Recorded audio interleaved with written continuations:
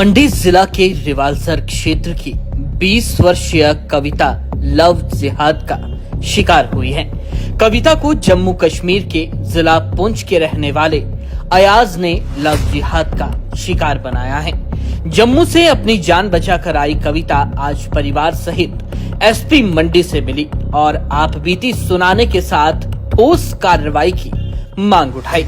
कविता ने बताया कि अयाज रिवालसर में उसके पिता के साथ काम करता था और खुद का नाम सोनू बताया था। उसका घर पर आना जाना था तो उसने पहले मुझे बहन बनाने को कहा, बाद में उसने दोस्ती का ऑफर दिया। इसके बाद बताया कि वो सेना में अफसर हैं और शादी का प्रस्ताव दे दिया।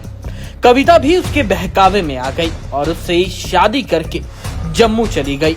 वहां पर उसे पता चला कि सोनू मुस्लिम है और उसका नाम अयाज है। वहां कविता का जबरन निकाह करवाया गया। कविता को वहां पर एक तरह से कैद करके रखा गया और उसे किसी से भी बात करने नहीं दी जाती थी। एक लड़का था जो मेरे घर में आता था। वो पहले मेरे पापा के साथ रोड के काम पे होता था, फिर वो धीरे धीरे मेरे पापा के साथ उसकी फ्रेंडशिप होगी। फिर मेरे पापा के साथ वो मेरे घर आने लगा, जैसे कि हम दूसरे इंसानों को ट्रीट करते हैं कि चाय पे, पानी पे, नाश्ते पे, वैसे वो भी आने लगा। फिर उसके बाद उसने मेरे को बोला कि मैं आपको अपनी सिस्टर बनाऊँगा। फिर मैंने उसे हाँ कर दी, भाई ठीक है। फिर उसके बाद मतलब कुछ महीनों के बाद वो मतलब फ्रेंडशिप में आ गया। फ्रेंडशिप के बाद उसने मुझे कहा कि मैं आर्मी में हूँ और मैं आपसे बहुत प्यार करता हूँ।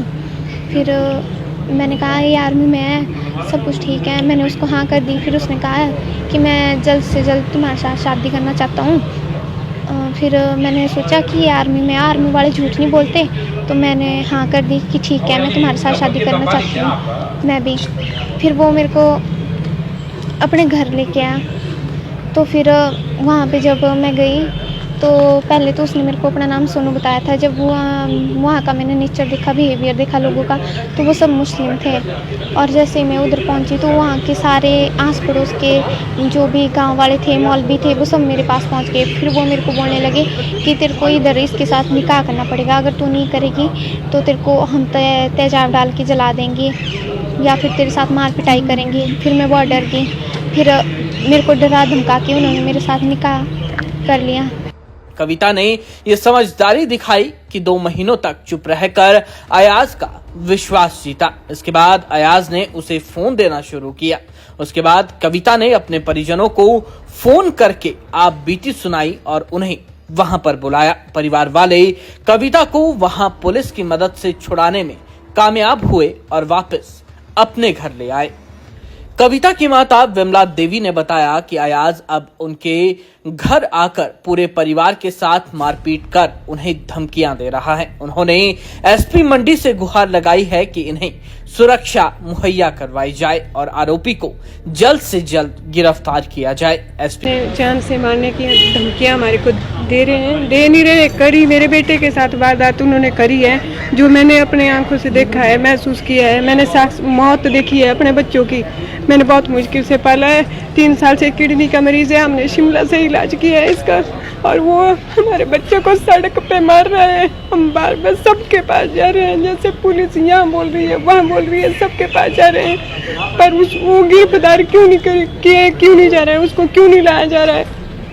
जो धोखाधड़ी से यहाँ से बच्चों को ले जाते हैं, उनको गलत फायदा करते हैं, उनको सजा क्यों नहीं मिलती है, मिलनी चाहिए। मैं तो सबसे यही कहूँगी कि ऐसे धोखाधड़ी से आप लोग भी सतर्क रहो बच्चों, और जो हमारी बच्ची के साथ हुआ है इसके तरह किसी के साथ भी नहीं होना चाहिए। मंडी सौम्या सांब शिवन ने बताया कि पीड़िता ने उनके साथ मुलाकात कर सारी व्यथा बताई है। पुलिस ने आरोपी की तलाश शुरू कर दी है और जल्द ही उसे गिरफ्तार कर मंडी लाया जाएगा।